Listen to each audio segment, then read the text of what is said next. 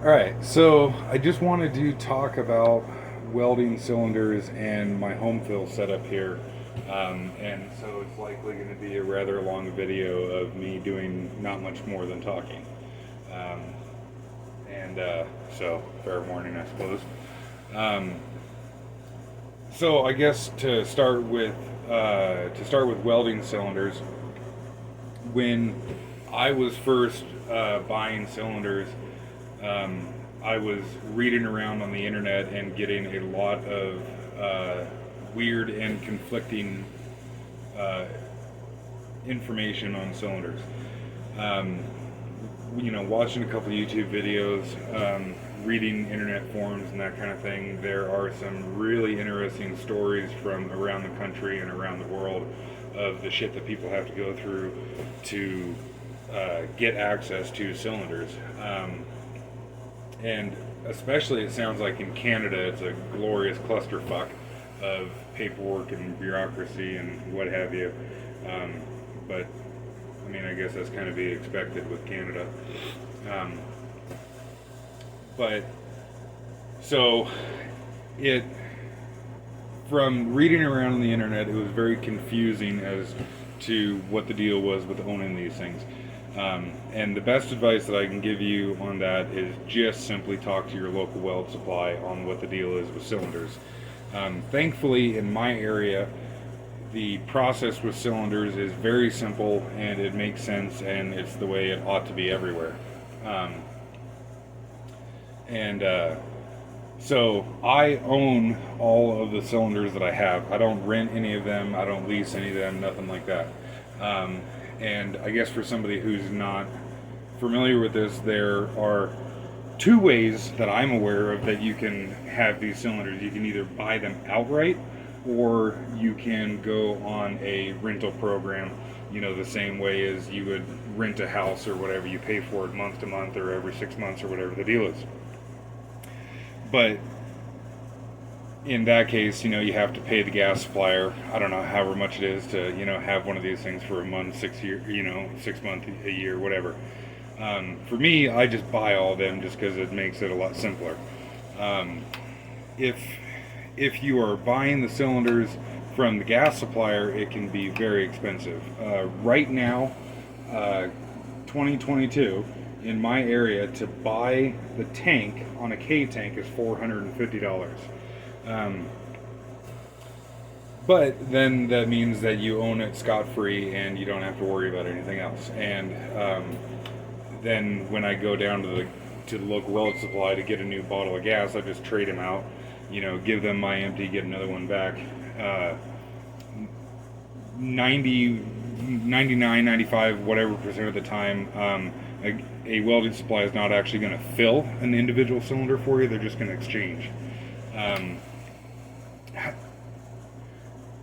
But you do, or I do anyways, own these cylinders. I can do whatever I want to them. I'm not obligated in any way under any kind of contract or no bullshit. If I want to take these things out in the woods and shoot the fuck out of them, or I don't know, turn it into an air tank, or I've seen some people make like cannons and shit out of these, and they stuff a bowling ball down them or whatever. You can do whatever you want to when you own the cylinder. Um, and so for me in my area anyways, the cheapest way to buy cylinders is to actually get them used off of like Craigslist or whatever. Go to yard sale and they have a set of torches there for $100 or whatever. I've gotten some really smoking deals on cylinders and torches and regulators and that kind of stuff, just at garage sales and Facebook and Craigslist and what have you. For me in my area anyways, that means that I own the cylinder. Even if that individual serial number cylinder is, was leased to somebody else, when I purchased that cylinder, I now own it. And then I take it down to the local welding supply, swap it out, no worries. The guy that had the contract on renting that cylinder, it's now his obligation that he doesn't have a cylinder to give back to the welding supply, and that's between the guy who rented the cylinder and the welding supply, and is not my problem in any way, shape, or form. Which, like I said, that makes sense to me. That's the way it should be everywhere. And I'm really thankful that I'm in an area like that. If I wanted to rent cylinders, then it's an easy process to rent cylinders. For me, I don't want to rent cylinders. However, if I was to need a shitload of oxygen or a shitload of argon or whatever, then it is really nice that I can go down to my local weld supply and either get a manifold of cylinders, where I think they have like 10 T cylinders manifolded together, so it's like 3,000 cubic feet, or I can get a dewar of liquid, whether it be liquid oxygen, liquid argon, whatever. And in the case of the dewar anyways, I can rent it for the day if I needed to, and pay for just the gas that I use. And like if you only use, and I'd assume they do it by weight, but if you only use 10 pounds of oxygen, then they only charge you for 10 pounds of oxygen. But your mileage may vary. I've heard some interesting horror stories from other places, around that. People have some really, interesting and colorful stories of what the process is for owning a tank. But suffice to say, talk to your local welding supply, see how it is in your area. Hopefully you live in an area that's easy and makes sense too.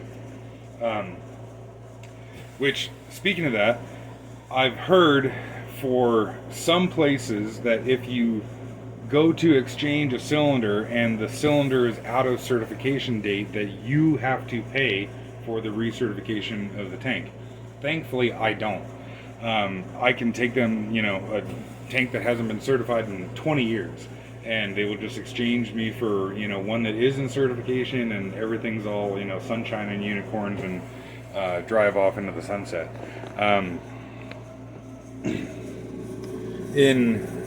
So the way these cylinder markings work, and I actually don't know what the small numbers are right here, but the way that you would read this is that this tank was tested on the 6th month of the 17th year. The plus means that it can go 10% over pressure. The star means that the certification is good for 10 years. And the UE, my understanding anyways, is that this was ultrasonically tested as opposed to hydro tested. It's kind of hard to read, but on the top here, we have a 10 for 10th month 2006 plus and a star. This tank over here, I would assume that the way to read this, and this is actually a brand new tank, or was anyways, like it hasn't been recertified, is 8th month of 2020 plus and a star. And so sometimes you will see tanks that are from decades and decades and decades ago. I actually saw a post on a welding forum just the other day of a guy that had a tank that its first date on it was 1917. And so long as the tank keeps passing certification, then you can, keep using it. No worries. I heard something about the first generation tanks from 1906 to the 1930s or whatever it was, that the Compressed Gas Association recommends downgrading them from a high pressure tank to a low pressure tank. So instead of a 2000 psi tank like these are here, to use it for carbon dioxide or something similar. And so I guess that kind of brings up a good point as well too.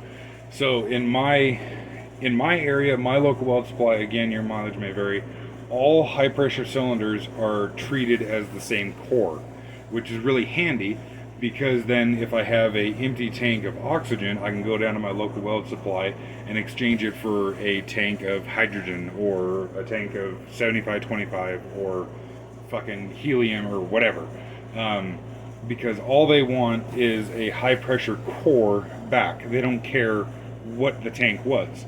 And so it just makes it really easy. You can say have one empty cylinder around your place at any one point in time. And then, if your 75-25 tank starts to run low and you don't want to run out during the weekend, you can take your oxygen tank and swap it out. your one designated empty tank and swap it out. And like I said, it just makes life easy that way. In my area, carbon dioxide tanks are their own deal, that I'm aware of. Maybe there's another tank that the Corps would interchange, but for the stuff that I use anyways, nitrogen, hydrogen, any of the shielding gases, as far as 75-25 straight argon, trimix, whatever, all of those. What else am I missing here? I'm missing something else here, but all those are considered a high pressure cylinder and are good for the same core. And then for acetylene tanks, then they're their own, category in their own right. But I just have one size of acetylene tank, so it's no worries. And yeah, so again, your mileage may vary in your area, but in my area, the most common large size tank is a K tank, which is 250 cubic foot. There is a slightly larger tank called a T tank, that's a 330 cubic foot. This one here is 150. There's also a 125, which is just slightly shorter. And then there is a 80 cubic foot tank, which is, if I'm not mistaken, the same diameter as this one, but it's just about 38 inches tall to the top of the cap. So about right where my thumb is there, like so. And then there's a couple other sizes in there too. Like there's a couple smaller sizes, and then, like I said, we can get manifolded cylinders together, and we can get liquid gases as well too.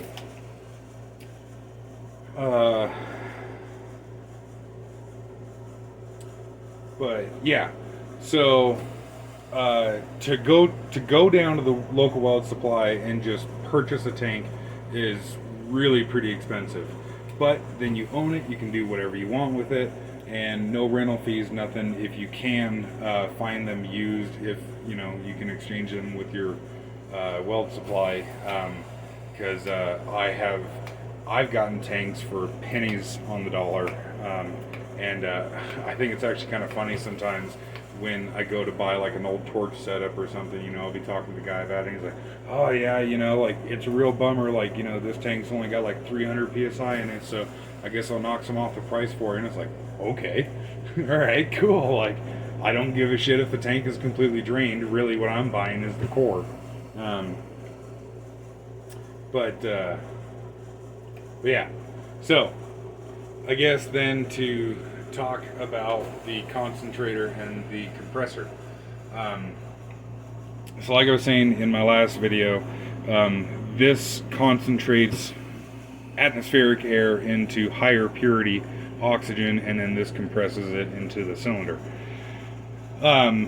When I was looking around at buying these things, I originally thought that I was going to call around to 10 different companies and talk with 10 different companies and base my decision on who I was going to buy from based on my experience of talking to like 10 different companies. As it turns out, I found, well, the very first place that I called, I was very, very happy talking to the guy over the phone. He was very receptive to all of my questions and inquiries and what have you. And I actually just ordered this set right then and there. I didn't even call him back or nothing like that.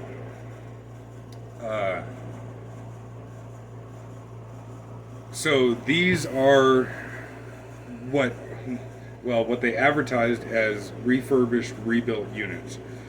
I thought what that meant was that they were going to be the equivalent of a brand new machine. They just, like, might have some scuffing and shit on the outside from having been used. But, and I was aware that they were advertised as rebuilt and refurbished, but I had a different definition in my head of rebuilt and refurbished. And so I didn't expect the outside of them to be perfect or nothing like that. But I thought that they were going to be. I thought that they were going to be mechanically perfect. I thought that they were going to be, rebuilt back to the state that they, were essentially a 0-hour unit. Just the outer casing maybe was faded a little bit or whatever. The reason that I thought that is because doing the kind of stuff that I do, when either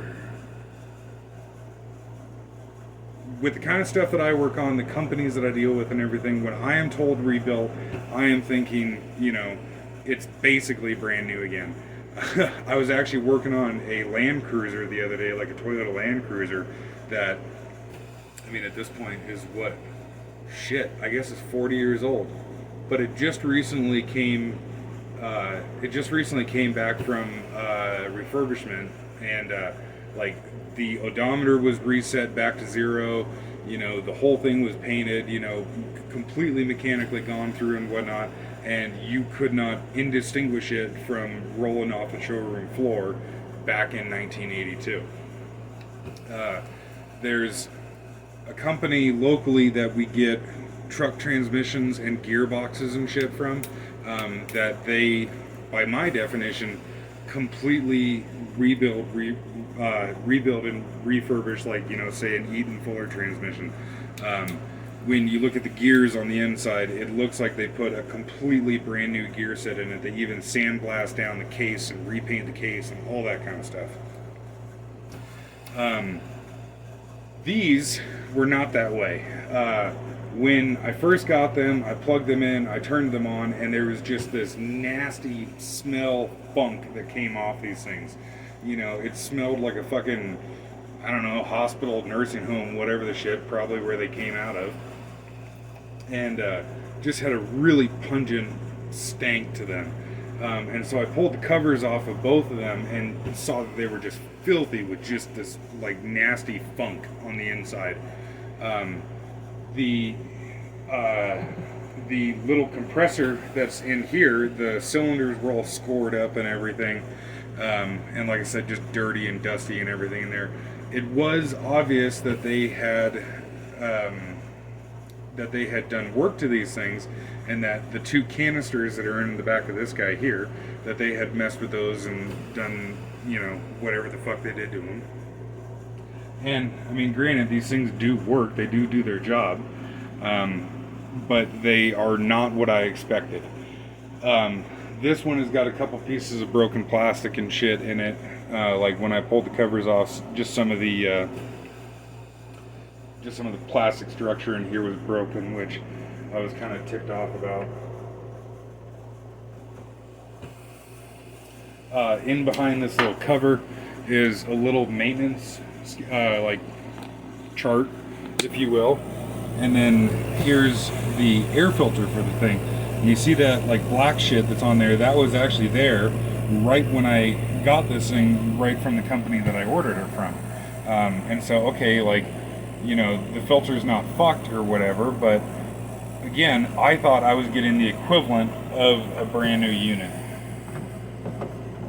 because in the past that has been my experience with this kind of stuff. If you call something rebuilt, it really should be. And it's hard to read, but if you look at the hour meter on it, it says 32,000 hours, which is not actually anything really all that surprising. Those concentrators are designed, to go in somebody's home and run 24/7, however long they need oxygen for. And I wasn't irritated that they didn't roll back the hour meter or whatever. But it just, I don't know. Long way of explaining that they were not what I thought they were going to be. I was kind of pissed off about that. That having been said, they obviously do work and do their thing and function as intended. This one had the concentrator had just under 21,000 hours, or sorry, just under 32,000 hours when I got it. And the compressor was, presumably that's not the original compressor that was purchased with the concentrator. The compressor has had 1,500 hours on it when I got it.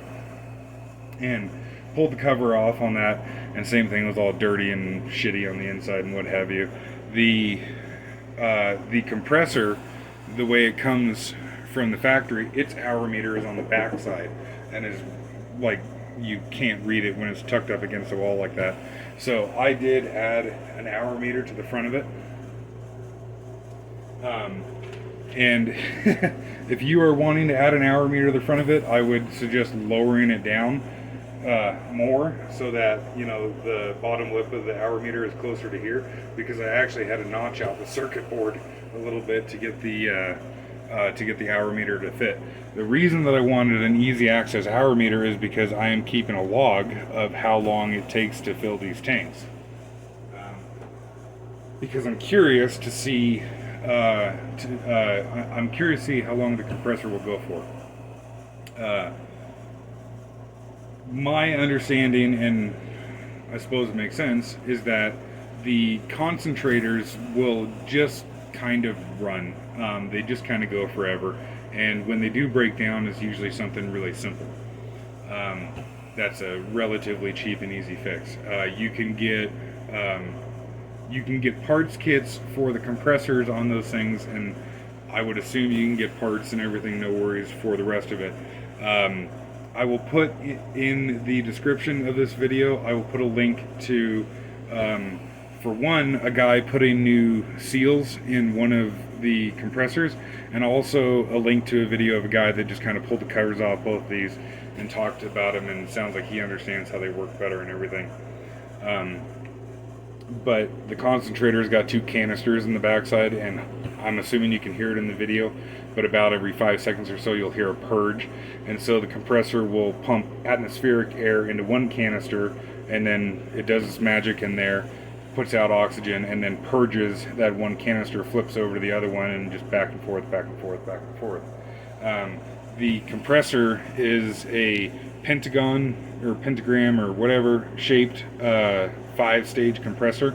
It's got a little electric motor off on this end over here, and then the crankshaft of the compressor is like right in the center here, and then there's just 1, 2, 3, 4, 5 stages around here, and it's just, it's basically like an air compressor. It's just really cute, and 5-stage instead of single stage or 2-stage like you'd typically have for an air compressor.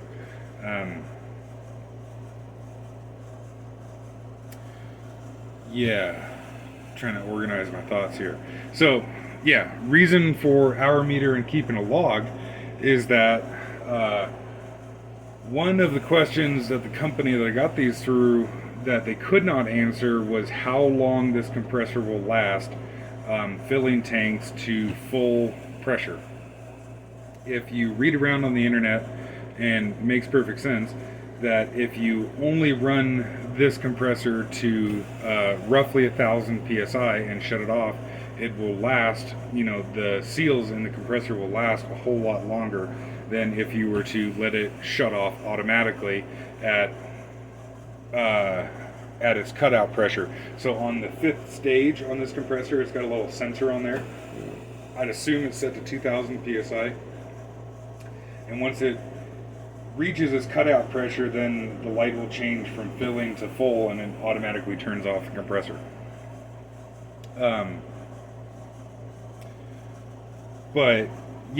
So I asked the guy, how many hours can I get on one of these compressors filling a tank to full pressure before I start to wear things out, and he didn't know how long that was. Invacare offers, when you buy them new, Invacare offers a 5,000 hour warranty on the compressor, and I actually have no clue on the concentrator. So one would think that you should get about 5,000 hours out of a set of seals on this thing, plus or minus, on one of these compressors. And then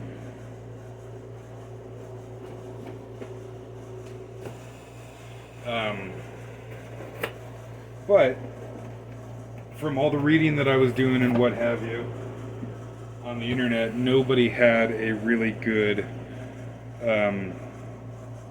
it sounds like nobody had kept track of how long that they would run. really the only information that I was able to find looking around on the internet is all these different people saying, you know, oh, God forbid, don't ever go over 1,000 psi because you'll crash and burn and kill the bus full of pregnant nuns, and this thing will, you know, half turn, fart, let the smoke out. Which is just irritating to me, because it's like, you know, if I wear this thing out, if a part breaks on it or whatever, no worries, I'll just fix it.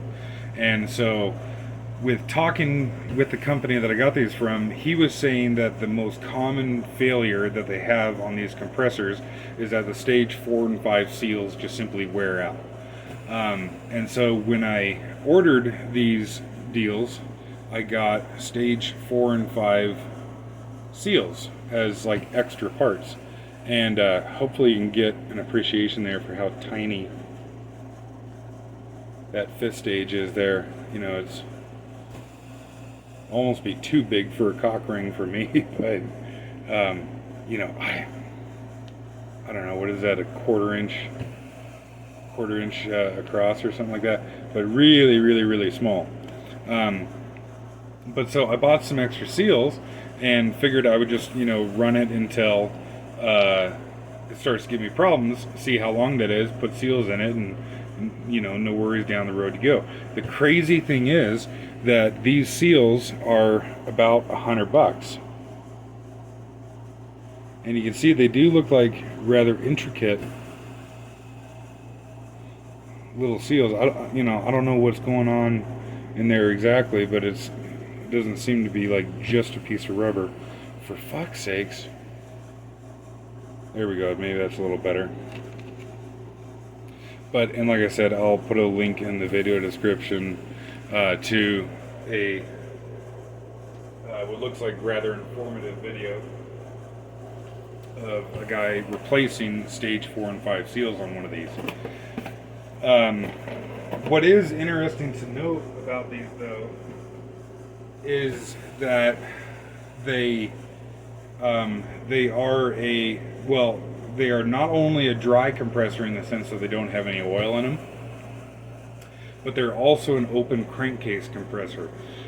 So with the cover off of this thing, you can actually just put your hand on the big pulley and just, you know, turn the flywheel around, and you can see the crankshaft and all that shit turning. So what I want to do is I want to get a little air filter, like a, you know, home HEPA air filter or whatever, to put in the room here while these things are running, just, you know, to have less dust and shit floating around in the air while these things are going, because I don't want it getting into there. Maybe you can see, yeah, you can. There's like a little foam inlet filter on the concentrator over there, and there's one on the compressor as well, but it would just make me feel better to have an air filter in the room. So the compressor draws about roughly 3 liters per minute to fill the tank. The concentrator that I have is a 5 liter per minute concentrator. You can also get a 10 liter a minute concentrator, and I kind of wish that I had got one of those, and then potentially I could run 2 compressors off of one concentrator. Just before recording this video here, I went on YouTube and tried to look up a couple of videos of these things, and it is just fucking painful to see some of the videos that are out there on these things. Found this one guy that has like, looks like he's got like 6 or 7 of these setups, and he's a interesting character, and he thinks he knows what he's talking about, but it sounds like he doesn't know what he had for breakfast. Which, to be fair, I'm sure lots of people would say that about me. But, so, compressor takes about 3 liters per minute, and the concentrator produces about 5 liters per minute. That means that you cannot set the output flow meter here too high. In fact, it should say, yeah, set flow meter at 3 liters a minute or less when filling home fill 2 cylinders. If the fucking guy just read the goddamn instructions on the front of the fucking machine, he would know this. But what he was saying is that he had, you know, turned it up to like 4 or 5 liters a minute or something, and couldn't figure out why the compressor wasn't switching on and filling the tank. So you can see there's a couple lights on the front here. O2 below normal being one of them. When you first turn on the compressor, it goes through like a 5-minute or so, I don't know, standby mode or whatever you want. But when you first turn on, this O2 below normal light will be on for about 5 minutes, regardless of if you've got, you know, good oxygen flowing in or not. If something happens, and then after it's processed, it'll switch to filling, and then when it reaches cutout pressure, it'll turn the compressor off and stay full. In the case of these guys, there is a outlet on the back side and the bottom of the concentrator that runs over to, I forget where it is on the compressor, right there on the compressor. And that port is there specifically to run or to feed the compressor. And so, kind of going in circles here. So this guy has got a oxygen purity sensor on it. If the oxygen purity, oxygen percentage is under 92%, it will not turn on this compressor and it will not fill the tank. Where that comes into play is, like I said, that this can only produce so many liters of oxygen a minute, and it's frustrating that all this shit's in metric. And if you run this flow meter too high, it'll still produce oxygen, but it'll just be at a lower concentration. So say instead of 95% or whatever, like, you know, where I've got the middle of the ball right now at half a liter a minute, you know, say maybe I'm 95% right now. If I was to increase the flow rate, say to 5 liters a minute, it would still output oxygen, but maybe it'd only be 85%. Something like that.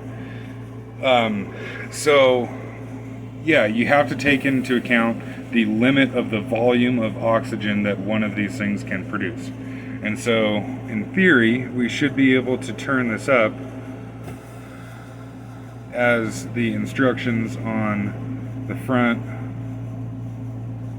of the concentrator say to 3 liters a minute. And I'm assuming that the way to read that is the center of the ball, but I actually don't know for sure. And then let this run for a second while I talk your ear off about some other stuff. So this oxygen, watch some of my other videos if you're curious. Maybe I'll leave a link in the description, or if somebody asks, I'll leave a link or whatever, if this is the one and only video of mine that you come across. This oxygen, for argument's sake, is about 95%, oxygen. I would assume that the other 5% is nitrogen, but I don't know for sure. Like, I don't know, can this concentrator not separate out the little bit of argon that we have in our atmosphere? I don't know. But, so, when you fill a cylinder off of these things, it's about 95% oxygen. Oh, okay, so that was interesting. So, perfect example of what I was talking about. So, have flow meter set to about 3 liters per minute. That is going to reduce the oxygen purity, and you can see that the oxygen compressor kicked out and said that O2 below normal.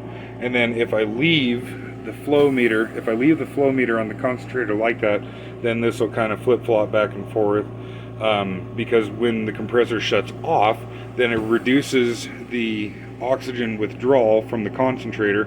The oxygen purity will go up. When the compressor kicks on, it'll draw more oxygen off the concentrator and cause this to fall below the 92% cutoff, and then it flip-flops back and forth, back and forth, back and forth. So yeah, that one dude's video, he just simply was setting the flow rate on here too high. You can turn this flow meter, well, I'll do it actually. You can turn this flow meter off all the way. So I'm just seating that a little bit, and you can see that we have no flow coming out of the little cannula port right there. And so if you were wanting to breathe off this machine, that's where you put the hose for the cannula, or however it's pronounced, that goes in your nose. Right. Where was I at before getting distracted? So yeah, these things only produce about in between 92 to 96% oxygen. From talking with the company that I got these from, the low oxygen sensor on the compressor is set at 92 psi, or 92% oxygen. Of course, there's going to be a tolerance in the sensor there, so it might be 91, might be 93, whatever. From talking with the guy, he also said that the mechanical limit of what a concentrator like this can produce is 96% in the best case scenario. So you're floating somewhere in between that range there, so fuck it, we'll just call it 95%. When you fill a cylinder off one of these, it's about 95% oxygen. For what most people do with these setups, which seems to be glass blowing or jewelry, that's perfectly fine because they're only using it for heating. I'm using these, I bought these things hoping that I could cut steel with it. You can cut with this oxygen, but you actually have to like weave the torch through the cut. You can't just push straight on through. Evidently, the reason for the bad cut is the slightly lower percentage of oxygen that comes out of these machines here. From my understanding, the normal industrial oxygen that you get from your local weld supply is about like 99.5% oxygen. It is possible to get much higher concentrations of oxygen, say from your local welding supply, but then it gets into like the classification of a calibration gas. And you can buy it all day long, but it is really expensive. Evidently, the cost of going from that 99.5% up to say maybe 99.995%, evidently that costs a shitload of money. And when I bought these things, I was thinking that they were going to be the same thing as oxygen from the local weld supply. Unfortunately, they're not. But like I said, you can cut with these things. I need to make a video about that in its own right. But it doesn't make as clean of a cut as welding supply oxygen.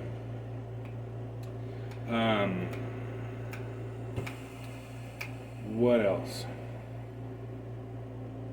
So, yeah, I guess I'll use deal as a pointer. So, this little brass fitting that's in the compressor right here is actually the original. Well, and I guess since the compressor shut off, I'll pop that out of there. Oops. So this fitting here is what comes on a invacare homefill cylinder, and then evidently they have some special thread on there. So lots of different companies make these adapters to go from what my understanding is a special thread to be able to put a whip hose on here so you can fill whatever the shit you feel like. I find it really amazing that you can see I didn't shut off the tank when I unplugged this. And so you can see we still have pressure on the gauge there. These fittings here have an internal check valve inside of them. So this check valve, according to the gauge, is holding back 1800 psi right now. And there was no gas release when I disconnected that. So I think that's a really interesting little, I don't know, engineering feat or whatever you want to call it. Of how well this works. And I would imagine that the reason that it's designed like this is because this is medical equipment. The user interface is unbelievably simple on these two. And I guess I'll talk about that right quick. So when you hook up a cylinder, if you're wanting to fill, say, a if you're wanting to fill a industrial cylinder like this one here, you have to get this adapter section here. But so you just screw the, screw the hose onto the cylinder. I backseat the valve when it's going to be sitting here for 60 whatever hours to fill the tank. You come over here, turn that guy on, make sure that this is either, you can turn it off or set it to half a liter, 1 liter, whatever. And then you come over here and you hit, whoops, you hit the power button on the compressor, and then you just walk away from it. I think it's really, I think it's pretty incredible, that we live in a world where technology has gotten to a point where, you plug these things into power, turn on 2 fucking switches, walk away for, in this case, almost 3 days, come back and you have a K-tank full of oxygen. Pretty nifty. But, so...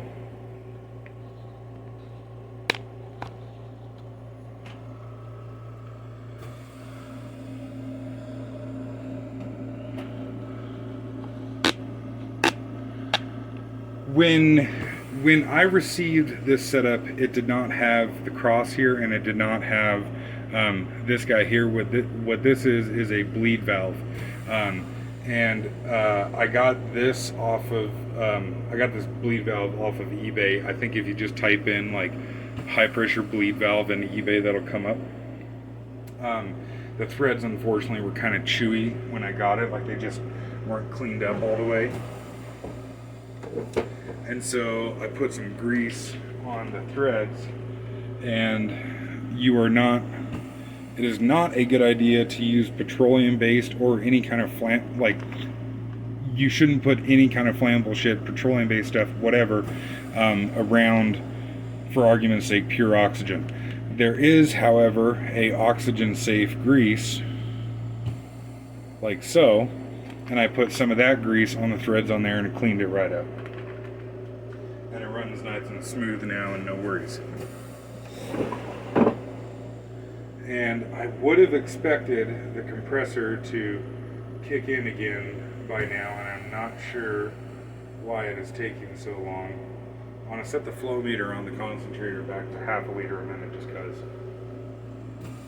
But, so the purpose for the bleed valve is when the tank is done filling, you shut the tank off, and then you still have the pressure in the line to deal with. This bleed valve here has got an orifice on the back side. You just crack it open, it just blows the oxygen straight back, and then it just kind of makes it a little easier dealing with it.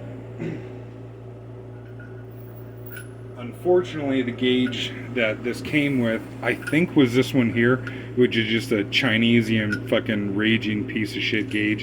And so I got this really cool old American gauge here that actually has cubic foot markings on the gauge, and it actually even has a tag, like handwritten tag on the back side of it. Evidently, the guy that ordered it back in 1965 or something and never picked it up from a weld supply store or whatever. But so I think something happened to this gauge, and it's not reading quite accurately. When this compressor shuts off, this gauge will read 2100 psi. I think it's actually supposed to be 2000 psi, but maybe the gauge just got dropped during shipping or something like that, which is unfortunate. It's really unfortunate that a lot of people would treat these things like shit, where I see this as a really cool old piece of kit. Unfortunately, to most people, it's just this old, outdated piece of junk. I would argue the exact opposite. I would argue that the new, modern Chinesian chintzy bullshit, this is a fucking just crappy plastic that's on there extremely tight.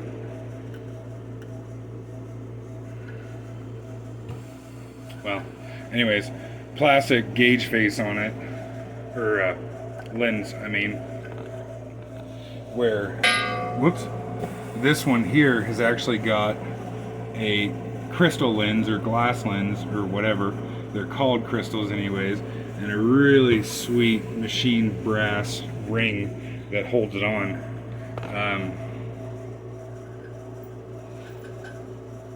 And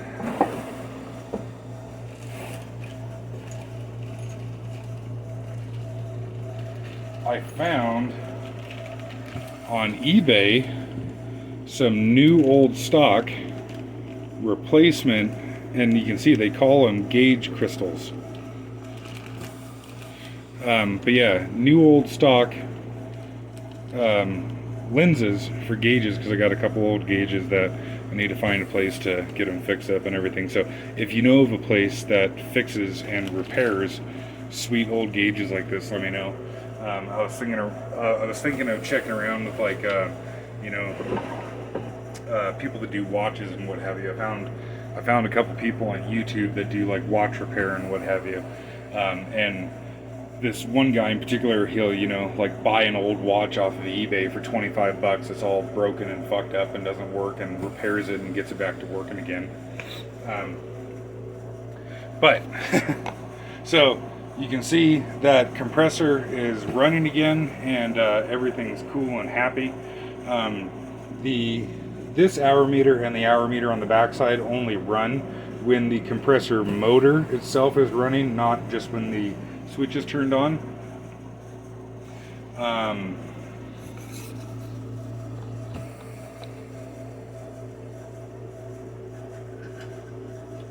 And so I just remembered, oops, wrong way. That is the place that I got, and just I think you can just put that into eBay and it'll come right up. But this is the same manufacturer for this bleed valve here. However, this bleed valve, I would argue, is a much better bleed valve. I think this one here is really fucking stupid, because there is the discharge port for the bleed pressure, and it actually kind of shoots out straight towards the little dial here, or the knob. So on this one, when you go to bleed off the pressure like so, that little hole right there is actually blowing oxygen, or whatever is in the system is blowing it straight into your hand. In the case of oxygen, oxygen can like soak and wet into, saturate clothing and shit, and then, go to light up a cigarette or whatever, and your hoodie goes poof. Oh, fuck, that's what I was gonna say. So what this is it is a CGA 540, which is the industrial oxygen connection on both sides. So this way I can, transfer oxygen from one cylinder to another, and you can get a T. Actually, let me go run and grab it real quick. So you can get a T like so. This is, and of course you can get them with all sorts of different threads on the end here. This one is 540 as indicated there, and then of course a 540 cap. And so this way, you could like do a poor man manifold, and you can manifold 10 cylinders, you can manifold 50, 100, whatever, however many cylinders you want to put together. So I don't buy shit on Amazon, like anything at all, and a couple people have asked me for like an Amazon link. I do not buy shit on Amazon. I will not buy shit on Amazon. I don't want to support that company for a number of reasons. I buy a lot of stuff on eBay because they have cool old stuff like this from individual sellers. Basically everything that I buy on eBay is from an individual private party seller, not eBay themselves, and I find it's a great place to find new old stock stuff. The company to get for these guys here, and really kind of any gas related stuff, is a company called Western Enterprises. This one here came with a check valve in the end of it, You can see it's threaded in there. Had a check valve in there. I took it out because I didn't want to have a check valve in there. Evidently the purpose for that check valve was so the gas could flow from the cylinder into the manifold but not back, and of course I wanted it to go both ways. I took the valve out, but then I should have put the plug back in there, I should have put the threaded insert back in there, because when I took the threaded insert out and then tighten this down into the tank, it actually squeezes this down a little bit to where I can no longer get that threaded insert in there, because now this is a smaller diameter. But so yeah, you can get these, manifold as many cylinders together as you want, or you know, you could say have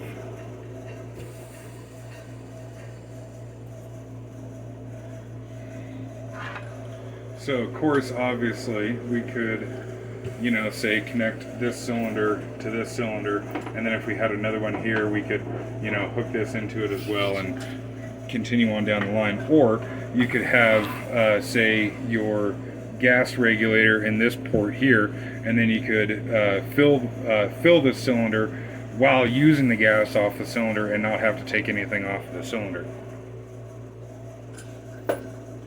and just only deal with this little cap that's on the end here.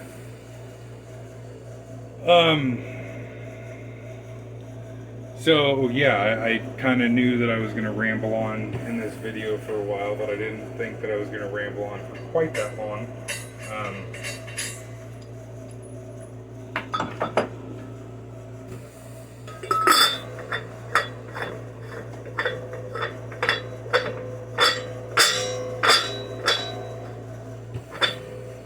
Lovely sound. Yeah, I didn't think I was going to ramble on for quite that long, but evidently I did. However, you know, I wish that I had seen a video where somebody had described this stuff in a little bit more detail, and talked about the things that I was curious about before purchasing these things. And so, you know, if you want to see anything, if you want me to talk about anything more specifically, you know, have particular questions or whatever, let me know. And I guess if you watch the video to the end, let me know. And if you think it's stupid, let me know. And if you think it's cool, let me know. And appreciate your feedback. And because, you know, oh, so not to make this video even fucking longer.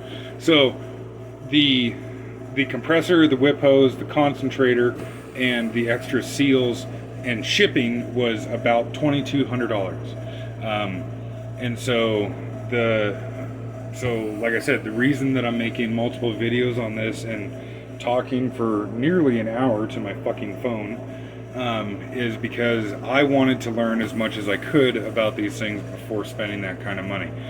If you buy them brand new, they're actually not that much more, and if you can swing the extra money for buying these things brand new, that's probably what I would recommend, unless somebody's aware of a company out there that actually refurbishes and actually rebuilds these things back to like new condition. But don't need to go down that tangent again. Looking around on the internet, these are about $3,000 brand new, give or take, something like that.